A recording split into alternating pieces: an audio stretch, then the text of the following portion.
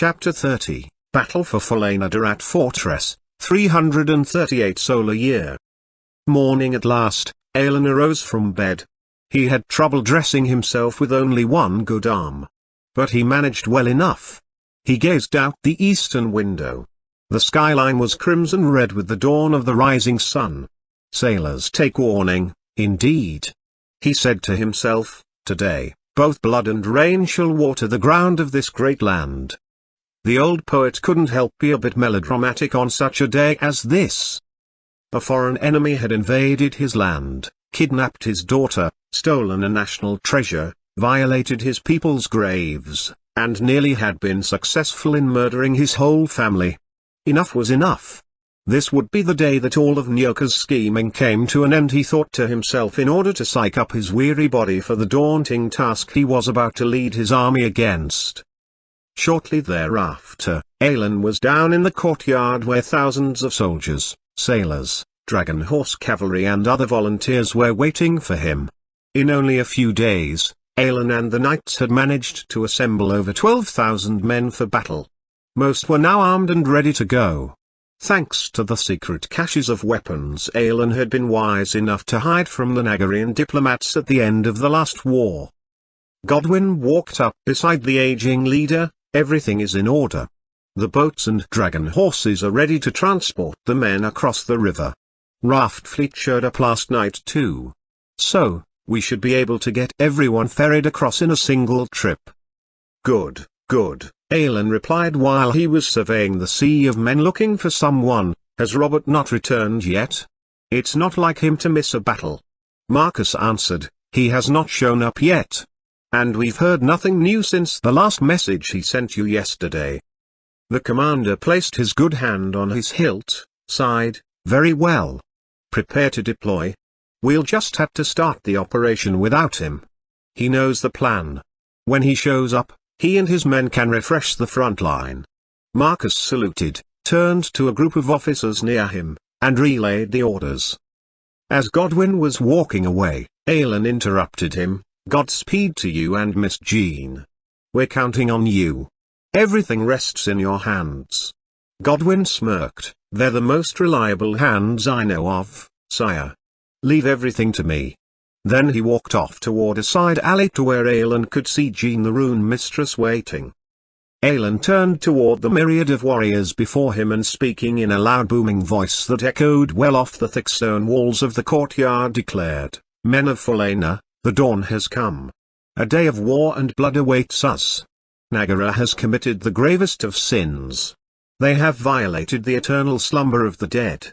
Our brothers. Our fathers. Our fallen heroes. Their tombs have been desecrated and their corpses possessed by the darkest of magics. Will you stand for this? No. Shouted hundreds of voices in unison in reply. However, the old warrior poet could still see many of his troops with looks of concern on their faces at these latest revelations. He continued, hear me, men. They have done this to us, because they know we are strong. And they are not. We have many powerful allies and friends. They have none. Our army is united and strong. Theirs is weak and defeated, fighting with tricks from the shadows. He raised his broken arm in the sling as high as he could lift it before it would hurt him. You see, they have already sent their best warriors to stop us. They even tried to murder me. Yet, here I stand. And those assassins are dead. More cheers and shouts filled the crowd. Alan paused until the courtyard had calmed down again. Even more important than all of that, men. Their magicians use the power of darkness and the shadows. Yet, our queen, she has the blessings of the sun, itself. He gestured to the morning sky. The sun rune protects this land with the power of its light and justice. And last I checked, darkness flees from the light. Not the other way around. No, I tell you, we are stronger. We will win this day. As we speak, several of the Queen's knights and some of our most powerful friends are taking the fight to the head of this unholy serpent. And they shall decapitate it. Again, more shouts and cheers of victory. And for the Queen. Echoed throughout the mighty stone fortress. Alan didn't wait for them to stop this time. He kept going, not wanting to lose the moment, as he shouted over them, "I tell you, men. I tell you, men. Their head will die this day. Mark my words, he shall be conquered. But, there is still a body out there. A dark army. That needs to be defeated. Will you stand in the gap? Will you fight? Will you raise your swords and bows? Will you return the eternal rest our fallen comrades yearn for and that this dark magic has robbed them of? Will you join me? Will you fight with me? Will you protect Falena?" Now everyone was on their feet, cheering and shouting as the voices of over 10,000 men shook the stone walls. Swords and spears were being lifted high into the air, signaling victory. There was no longer any fear or hesitation in their faces, Alan observed. They were all ready for war. Ready to kill. Ready to die. Outside the city gates, the echoes of excitement could still be heard clearly as a man and woman were getting into a small skiff, whose ferryman was rowing them across the mighty Fatuous River. Godwin snickered to himself more so than at Jean, who was sitting across from them. Well, I'll give the old man credit. What he lacks in sense, he at least makes up for in good speeches. The men seem ready to fight at last. Looking over at his overwhelmingly underdressed partner for this mission, he asked, "And what about you? Are you ready? For this fight, I mean. 2 versus 3 is hard enough. I can't afford any dead weight. I have much riding on this day." The rune mage giggled in her normal flirtatious mannerism, and added, "You worry too much, Mr. Godwin. Relax, enjoy the feel of the cool water. We shall meet our foes soon enough. Then all shall unfold as it was meant to." Tee-hee. As it is meant to? What the heck did that mean, he thought. This woman was a strange one, of that much Godwin was certain. Even with his own prodigious skills with a rune, he knew he would need her help to defeat these 3 powerful servants of Nyoka. As all 3 were now bearing these unknown crescent moon runes, which allowed them to control and organize their lord's undead forces. All he had to do was defeat them. Let the zombie force fall into disarray and sit back and wait. Whether Alan lived or died, it mattered not. Soon most of the power in the Quendom would belong to him and his family for as long as they continued to win the sacred games and marry the next generations of princesses. So, long as he was the commander of the Queen's Knights, he would be in the perfect position to make sure that was indeed the case. Suddenly, Marcus found himself thinking about the next queen. Syra, she was still Nyoka's prisoner. Would she live or die? If this Laszlo guy, whom he despised so much, failed to rescue his wife, then he would have to take matters into his own hands. These strange feelings took the deceptive man by surprise. Had he come to care for Syra? Did he really have feelings for her? Before she had been a means to an end. He used her the way she used him to gain power. She was beautiful and he loved their physical relationship, but had he changed? Had those feelings grown? Did he love her? No. He told himself, but he still needed her. She was the next queen. Without her, his power base couldn't be cemented properly. That must be the reason he was now concerned for her, he lied to himself. They had reached the other side of the river. The pair got off the boat. Neither said a word to the ferryman, but Jean did smile at him. This caused the old man to blush a bit as well as stare at her for a longer time than his wife would have appreciated if she had been there. But soon the 2 powerful magicians were out of his view and he returned to the other side of the river to begin transporting more soldiers across the river in order to carry out their counter-invasion of the western part of Falena. It was a logistical hassle. They had more horses and military supplies than previously thought. Plus, a few extra recruits from some nearby villages had shown up at the last moment. So, they actually had to make 2 trips across the river, not just one. Not the worst thing in the world, reasoned Alan, to have more men and supplies than I first thought. His only real regret was that Robert still had not shown up yet. He didn't know why, but he still trusted that his most fiery-tempered warrior wouldn't miss this great battle. About an hour later everyone was in position. The sun still had not risen high enough in the morning to peek over the horizon of the high hills yet. which is what he was hoping for. Perched atop these hills he could see for miles, and sure enough he could see the hordes of undead corpses marching around the snaking valleys below in perfect formation toward their beachhead. The first part of Tanya's plan seemed to be working. While most of the army was atop the hills, a small force was left behind to set several of the wooden ships ablaze, along with burning several heads of cattle and other livestock. The hope was that the fire and smoke, as well as the smell of burning flesh, animal or not, would draw the enemy's attention. While Alan and his men circled around back atop the hills. Once in position, the men could charge the zombies from behind, having the full force of a downhill charge on their side. Moreover, the dragon horse cavalry could attack their exposed flank from the river.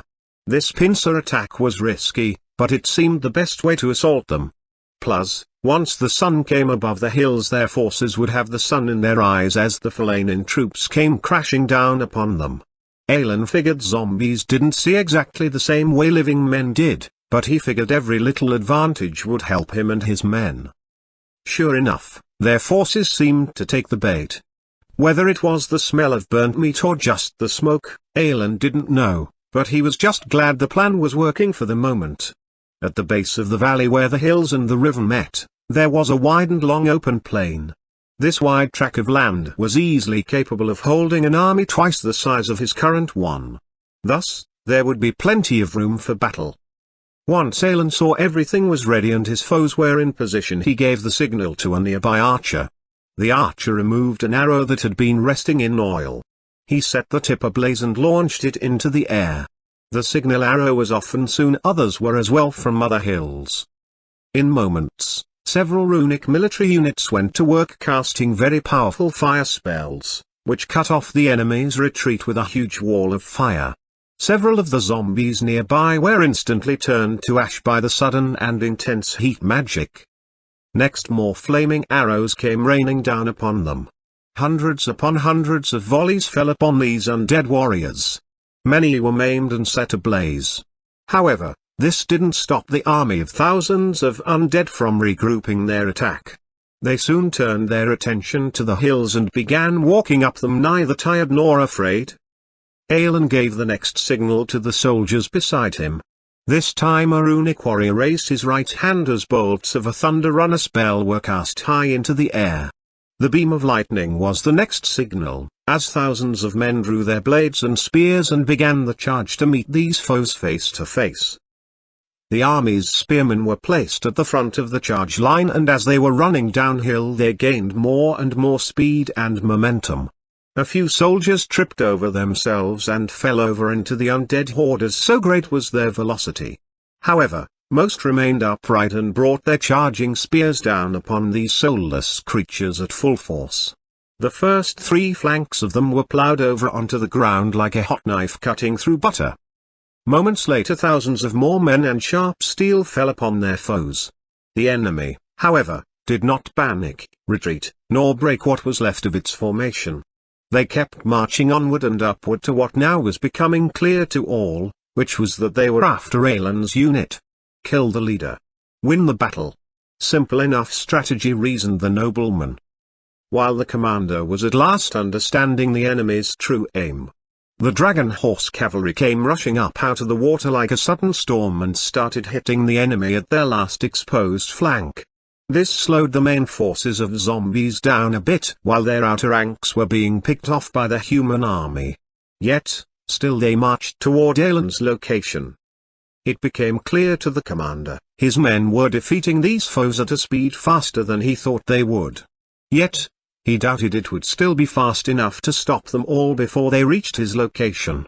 His men would have to charge these undead things back uphill in their heavy armor, making themselves even more tired and exhausted. The high-ranking officers around the main unit also recognized this dilemma. Moreover, they wanted to get the commander out of harm's way and entreated him to remove himself from the battlefield. The old warrior refused flatly, saying that would be a cowardly thing to do and would cause the men on the battlefield below to lose heart. Suddenly, Alan had an idea as he was watching the battle below and the wall of fire still being magically produced by his runic units.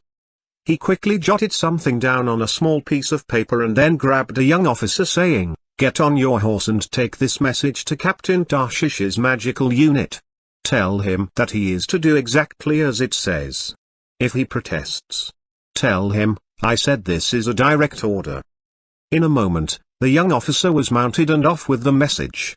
The other officers were confused at this newest order by their boss. He informed them of his new plan. Several immediately protested. Others seemed to think it was risky, but agreed it would work. Alan mounted his steed. "Look, they're coming. Their numbers are shrinking, but not fast enough. If it's me they want so bad, why let them come to take me?"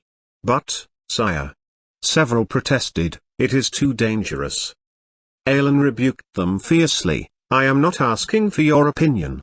Follow the damn order. Or get the hell off my battlefield." At such a harsh tone from their otherwise normally stoic commander, they fell into line.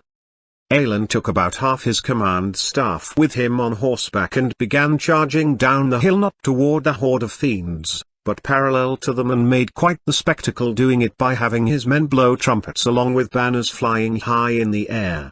The zombies were close enough to see him, but were too slow to catch him on horseback going at full gallop downhill. Concurrently, the rest of his command staff went down the back of their hill and circled back around to where the dragon horse cavalry was now picking off the rear of their flanks. They told their leadership to pull their forces back as Commander Alan had given this order. Confused and surprised, they still, however, followed orders. The undead forces sure enough saw Alan and changed their own direction and went back down the hill to follow after him. Alan, himself, and his personal escort were now riding toward the raging wall of fire that was designed to block any retreat or enemy reinforcements.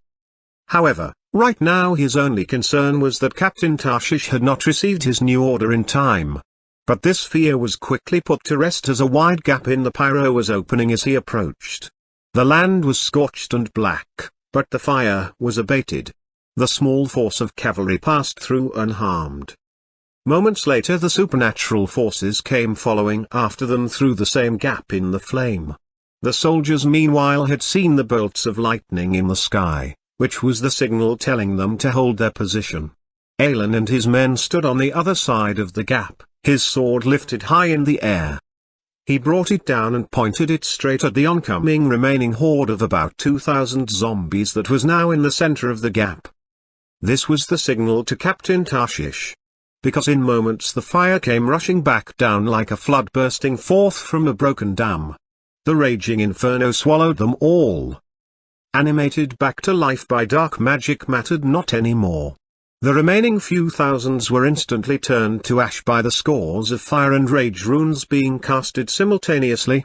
The flames fed upon this new source of fuel, which was at once consumed. Afterwards, the casters stopped channeling their spells. Most of them magically exhausted by this point. The ground was still too hot for Alan and his men's horses to walk back across directly. Several trees had caught on fire and the grass was completely gone. Even the stones nearby had melted a bit where the heart of the inferno had been. The sand near the beach line had turned to a crude form of glass from the intense heat.